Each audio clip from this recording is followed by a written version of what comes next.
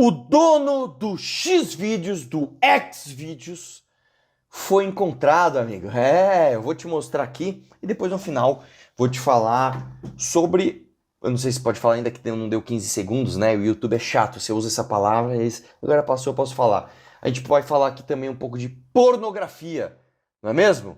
Você tem problemas com pornografia? Fala pra mim, hein? Fala aqui no comentário, deixa um comentário anônimo. Você tem probleminhas com pornografia? Nós vamos falar disso também, tá bom? Vamos lá? Vamos entender essa história? Já deixa o like no vídeo e se inscreva no canal, tá? É um saco pedir isso toda hora, mas é importante. Falando sobre quando foi lançado o site, lá em 2007. E quem é o criador? O criador é um francês chamado Stéphane Michael Paquot. Ele é praticamente desconhecido do grande público, não tem muitas fotos dele, ele nunca deu uma entrevista, ele não fala em público, ele inclusive não aparece na empresa dele. A empresa tem uma sede oficial e tudo mais, e ele não vai lá. Poucas pessoas têm contato com ele e conseguem conversar com ele. Inclusive, grandes jornais já fizeram matéria sobre o assunto e nunca conseguiram uma única palavra dele. E isso tudo, obviamente, é uma forma de blindagem por conta dos problemas legais que um site desse tipo tem. E ele é um empresário muito poderoso, tanto no ramo quanto em outros ramos, certo? E a ideia, quando ele criou o site, como a gente falou, era criar ali um YouTube mais liberal. E acabou achando então um nicho, certo? Que fez explodir o site. Na época, como que funcionava o consumo de conteúdo adulto? Você tinha que ir no camelô, comprar um DVD, que já era a forma mais barata, né? Tinha um DVD pirata, você comprava lá e você assistia. Ou então,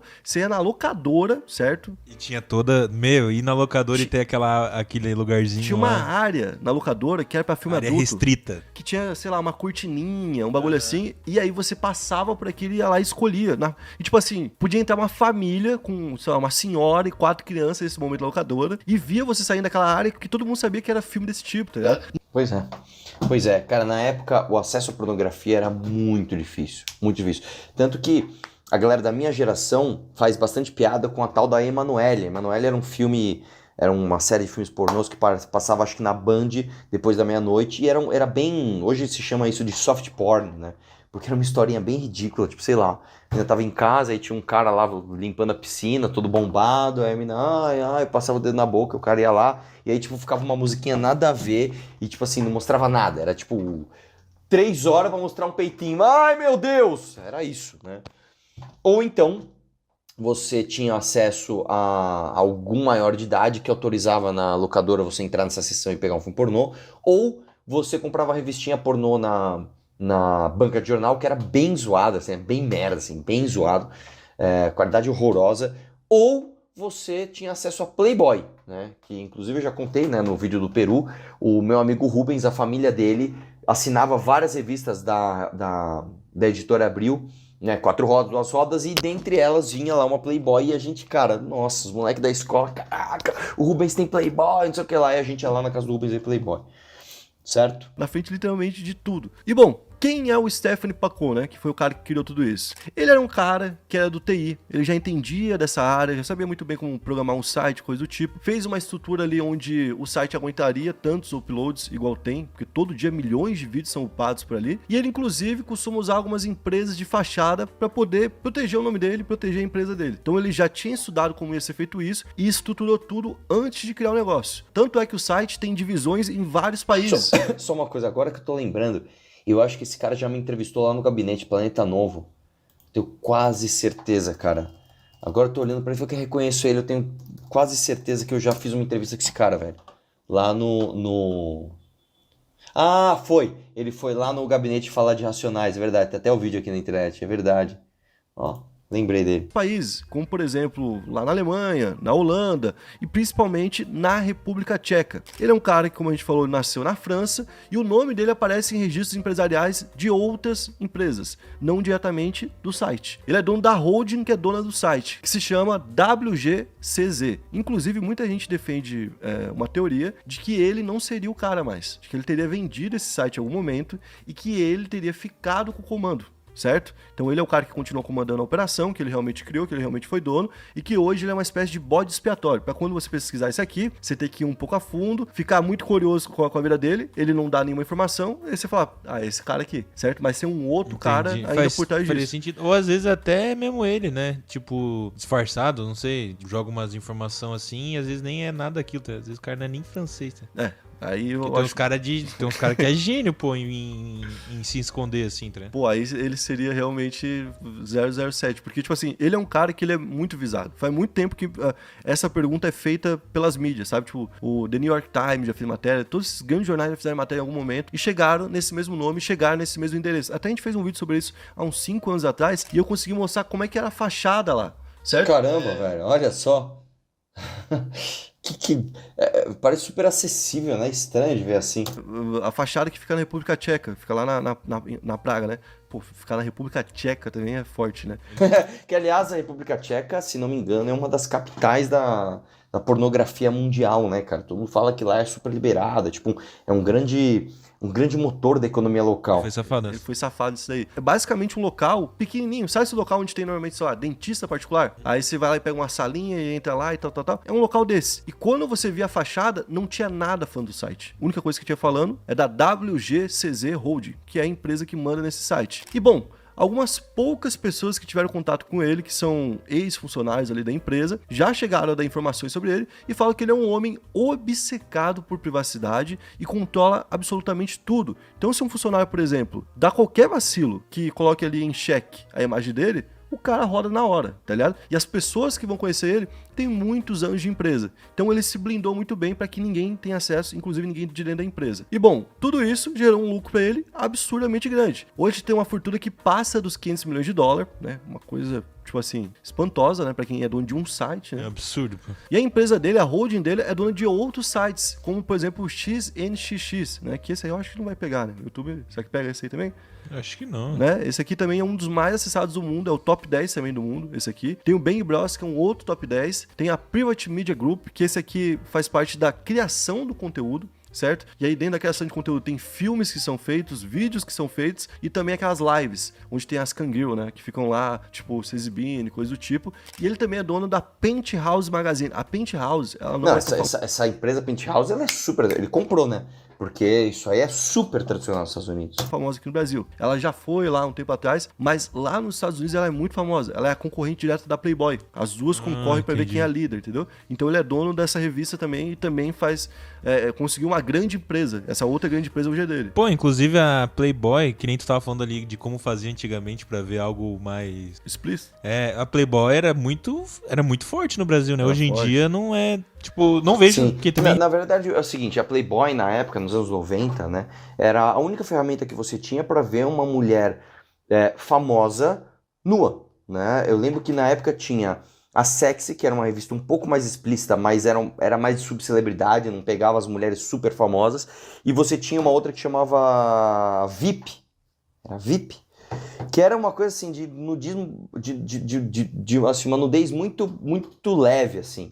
Né, muito leve, era mais foto sensual, com lingerie transparente, assim, não era uma coisa tão... Mas realmente a Playboy, cara, era muito grande aqui no Brasil, muito grande. E uma coisa que acontece, que é uma mudança bem... Até vou dar minha opinião agora sobre isso, que é o seguinte, cara. Quando você entra na internet, você tem estímulos artificiais, de estímulos sexuais artificiais que você não tem na vida real. Você entra na internet, cara, e em, sei lá, 2 minutos, você consegue ver uma quantidade absurda de mulheres peladas de todos os tipos, fazendo todo tipo de coisa que você nunca encontraria na vida real. Ou seja, você calibra o seu cérebro para sentir desejo a partir de níveis irreais de estímulos. Então a pornografia, ela é como uma droga, cara. É como uma droga. E aí eu vou te dizer, cara, tem muita gente que tem problema com pornografia, eu até falei na live, hoje inclusive. Você está assistindo esse vídeo depois, eu falei ontem, então. Eu acho que a diferença entre o remédio e o veneno é a dosagem.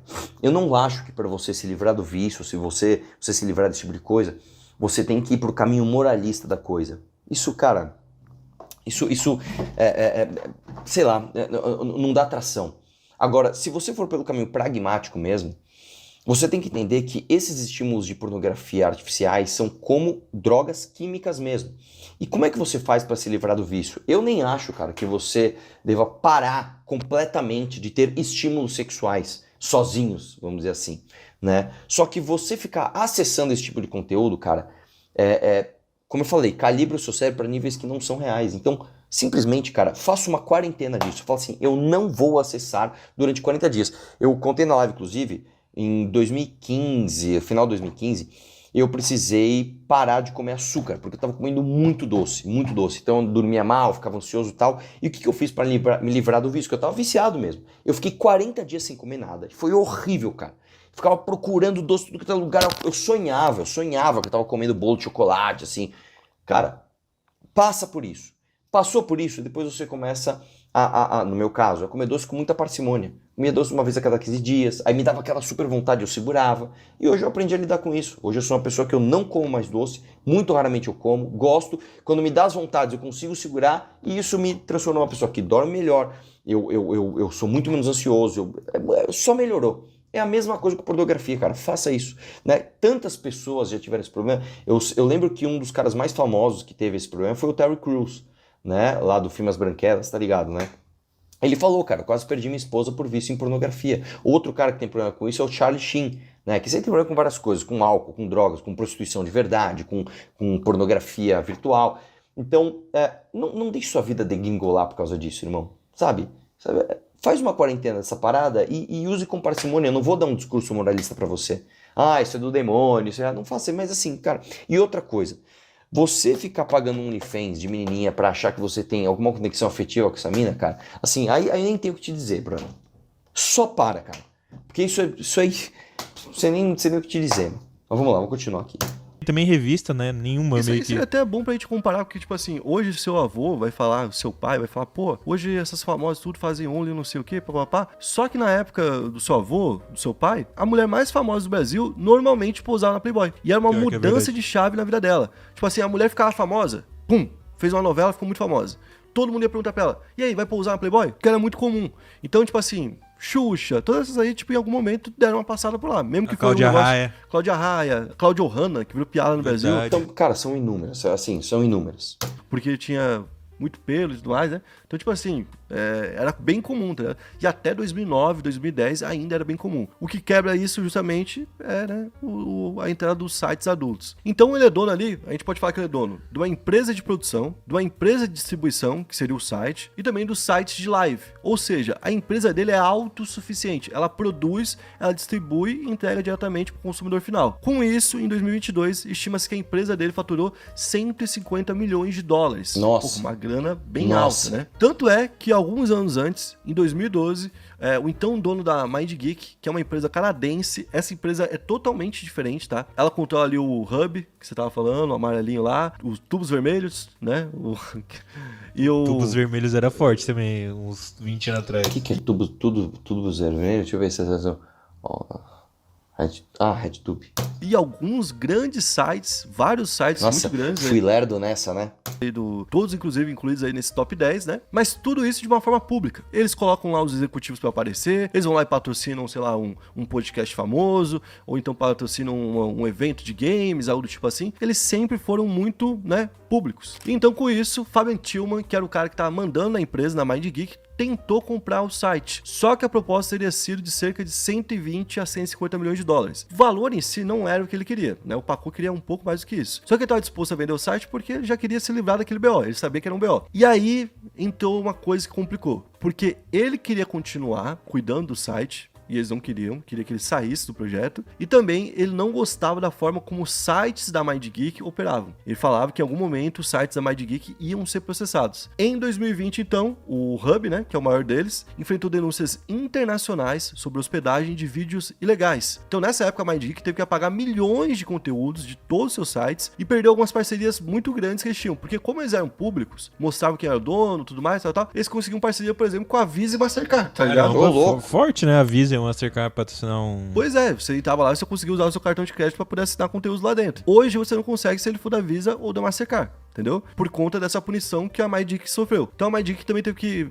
excluir milhões de vídeos. E por que teve que excluir? Porque ali a gente tinha conteúdo, como eu falei, que não é autorizado pelas duas pessoas, conteúdo de outras pessoas, de outros criadores, conteúdos de vingança. O cara tinha ali um conteúdo com a namorada dele, ela terminava com ele, e aí ele ia lá e postava esse tipo de conteúdo. Conteúdos com crianças, tá ligado? Conteúdos com animais. Eu vi que tinha até abuso também, de tipo assim, tipo, o vídeo foi gravado, só que a relação não era consensual de tipo, da menina, etc.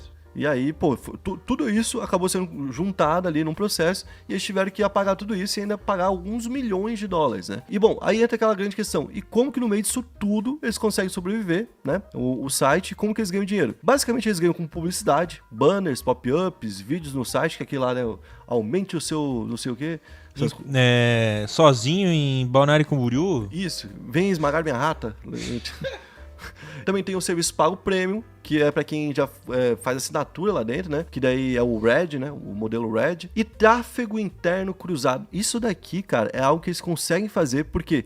Porque a pessoa não deixa de consumir o produto, mesmo que o site seja filha da puta. O Facebook não consegue fazer isso. O que é o tráfego interno cruzado? É você abrir o site e automaticamente abrir outro, entendeu? Então você abre ele, já abre outro junto. Aí o que acontece? Conta 2 visualizações. Então ele coloca a publicidade aqui, coloca na outra. Em vez de ele ter uma publicidade, ele tem 2. Nossa, velho. Os caras fazem. Nossa. Meu Deus do céu. Lembrando que é o seguinte, cara. Como eu falei, aqui nesse caso ele tá falando de você clica uma coisa, aparecem 2 abas, né? E aí conta 2 visualizações, mas existe uma outra questão também que é o seguinte, como na pornografia você precisa cada vez mais escalar na bizarrice, porque o seu cérebro precisa de estímulos cada vez mais fortes e mais bizarros, é capaz também de você prender o cara, não só porque o cara clica numa aba e abre 2, mas porque você de fato faz com que o cara fique escalando na bizarrice a um ponto que ele perde o controle e não consegue sair mais, né? Entendi. Entendeu?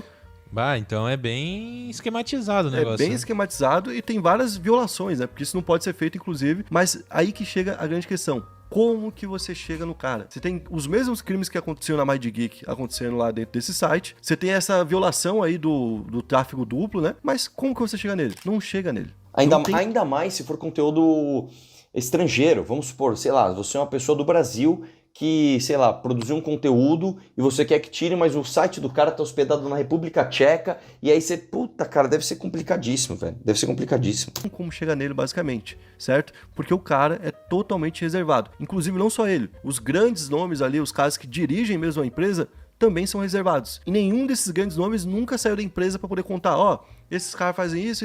Claro que não. Se o cara tá faturando 155 milhões de dólares por ano, irmão, quem é que consegue concorrer?